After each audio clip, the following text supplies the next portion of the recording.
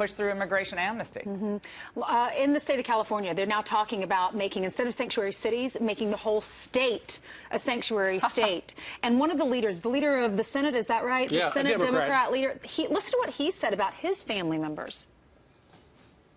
I can tell you half of my family would be eligible for deportation under the executive order, because if they got a false Social Security card, if they got a false identification, if they got a false driver's license prior to us passing AB 60, if they got a false green card, and anyone who has family members, you know, who are undocumented knows that almost entirely everybody has secured some sort of false identification. That's what you need to survive, to work.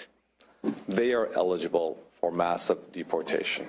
Wow. So not only is his family, half his family in the country illegally, they've got fake driver's licenses and Social Security numbers, and he's the Senate leader for the state of California. You know what that's called in court, guys? That's called a statement against interest.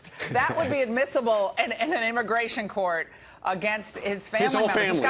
This guy's just not very smart. And I have a question for him. What documents can American citizens fake? Fraudulent documents can they use to board an airplane, to get other federal benefits, to vote, and expect not to be prosecuted? Yeah. The idea that illegal immigrants should be able to use false paperwork, and then everyone should just say, oh, isn't this wonderful? Isn't it great because they just needed to work? Well, yeah, there are a lot of people who need to work in Nigeria, in California, in Connecticut, my home state, who don't have jobs. So should all of them be able to just, okay, we're going to use false paperwork to either come into the country or to travel around the country or to get a government job?